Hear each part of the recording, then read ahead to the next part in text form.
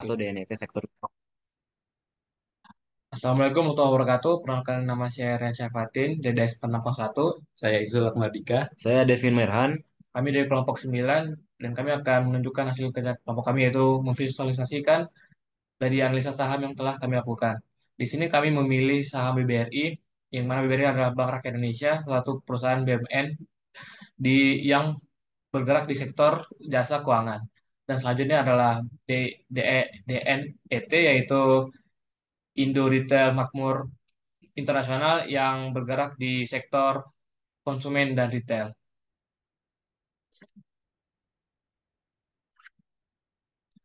Selanjutnya adalah berikut library yang digunakan pada kode kami, yaitu ada YFinance untuk mengunduh data saham, lalu ada Matplotlib dan Seaborn untuk memvisualisasikan hasil simulasi, lalu ada NumPy untuk operasi matematis, lalu juga ada Pandas untuk menyimpan dan manipulasi data, terus Math untuk fungsi matematika dan Random untuk mendapatkan nilai random.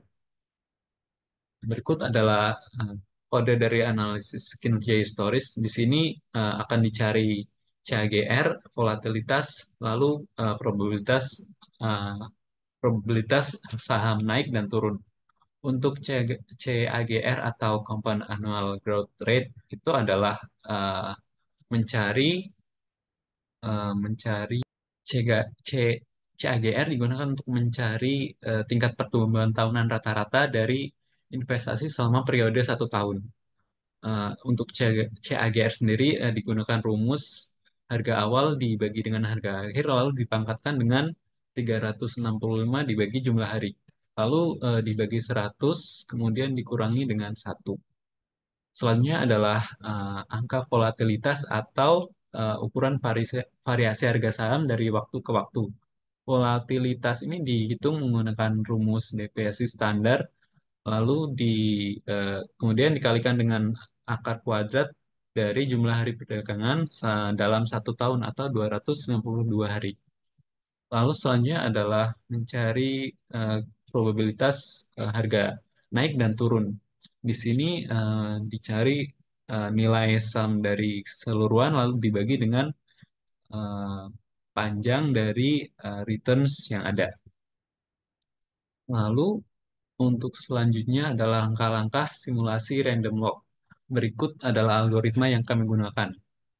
Pada pada algoritma ini eh, Pada algoritma ini menerima beberapa parameter yaitu harga awal, jumlah hari, volatilitas, probabilitas naik dan turun, lalu ada faktor impact, kemudian ada mean return atau CAGR.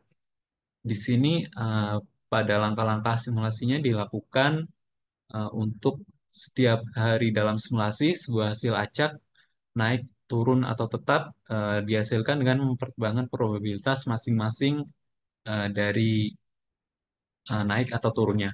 Kemudian untuk perubahan harga, perubahan harga ini didapatkan dari eh, hasil acak dengan volatilitas, lalu tingkat pengembalian rata-rata dan dampak faktor eksternal.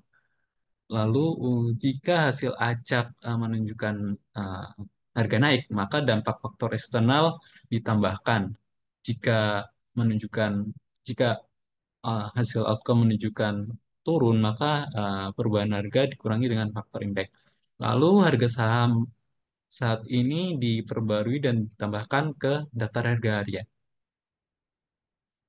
Baik, nah kita lanjut ke visualisasi simulasi. Di sini kita mulai dengan import library ini itu ada Seaborn buat visualisasi data dan NumPy yang dibuat untuk komputasi numerik.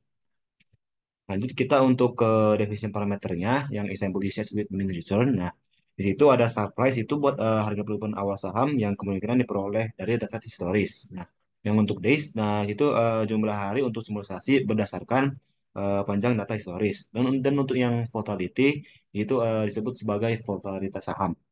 Dan untuk yang up probabilitas dan down probabilitas itu buat probabilitas yang saham naik dan turun dan masing-masing. Terus untuk ke faktor impact-nya itu, nah itu buat faktor yang mempengaruhi simulasi. Dan untuk mean return itu buat tingkat pengembalian rata-rata atau compound annual growth rate atau singkatannya CAGR, saham. Oke. Dan untuk simulasinya kita pakai simulation sebenarnya 500 ya. Kita untuk masukin dalam loop di simulasi di sini eh, sebuah loop yang berjalan sebanyak simulation atau 500 atau sebagainya.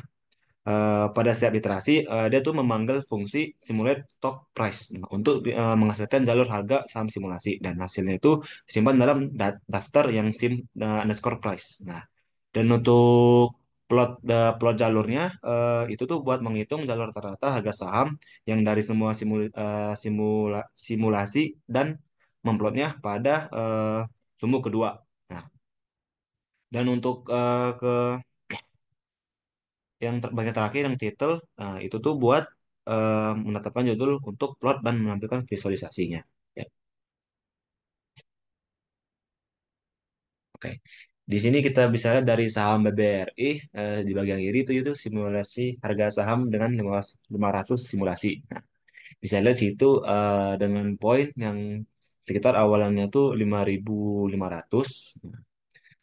Dan juga sebagai di bagian kanan bisa lihat sebagai rata simulasi harga saham yang awalnya dari 0 sampai eh, sekitaran 5.590. Itu bisa dianggap kita sebagai uptrend. Dan untuk DNET yang bagian kiri juga bisa dilihat simulasi harga saham 500 sama seperti sebelumnya, cuman di sini agak poinnya itu mulai dari 4.000 4.000 sekian, ada yang 4.000 ada 4.100. Di bagian kanan, nah ada rata-rata simulasi harga saham sama seperti sebelumnya, dia secara kondisi uptrend dari mulai harga 4.000 4.041 atau 42 sampai dengan 4.180. Oke. Untuk selanjutnya, Yang berikut adalah metode untuk mencari hasil simulasi terbaik. Di sini kita menggunakan metode yaitu MSA dan MAPE, di mana MSA adalah yang mana MSA adalah secara umum itu digunakan untuk mengecek nilai kesalahan pada peramalan. Yang mana jika nilai MSA yang rendah atau nilai mendekati nol menunjukkan bahwa hasil simulasi mendekati data aktual dan dan dapat dijadikan untuk perhitungan peramalan di periode mendatang. Dan untuk selanjutnya adalah MAPE. MAPE adalah eh, menghitung prestasi kesalahan rata-rata secara mutlak. Dan berikut adalah rumus dari MSE, yaitu sum n dari nilai aktual dikurangi oleh nilai prediksi dikalikan dipangkatkan 2 dan dibagikan n. Dan untuk rumus dari MAP adalah sum dari mutlak nilai faktual dikurangi nilai prediksi per nilai prediksi dan terus dikalikan oleh 100%. Berikut adalah hasil dari MSE dari saham DNET, yaitu 16.150,77 dan MAP-nya adalah 2,27%. Untuk saham BBRI, MSC-nya adalah 17.665,90 dan MAP-nya adalah 2,05%. Dan berikutnya adalah visualisasi simulasi terbaik. Berikut adalah dari saham BBRI, yang mana yang atas adalah visualisasi saham terbaik yang mana garis biru-biru adalah harga historik KBRI dan selain biru adalah keseluruhan dari visualisasi. Untuk yang bawah adalah yang biru juga sama, yaitu harga historik KBRI, yang oranye adalah harga aktualnya, dan yang hijau adalah harga simulasi random walk dengan MSI terendah. Berikut adalah untuk saham DNET. Yang biru adalah harga historical DNET, dan yang selain itu adalah keseluruhan dari visualisasi. Untuk yang bawahnya juga sama, yaitu biru untuk historical DNET, yang oranye adalah harga aktual, dan yang hijau adalah harga simulasi random walk dengan MSI terendah.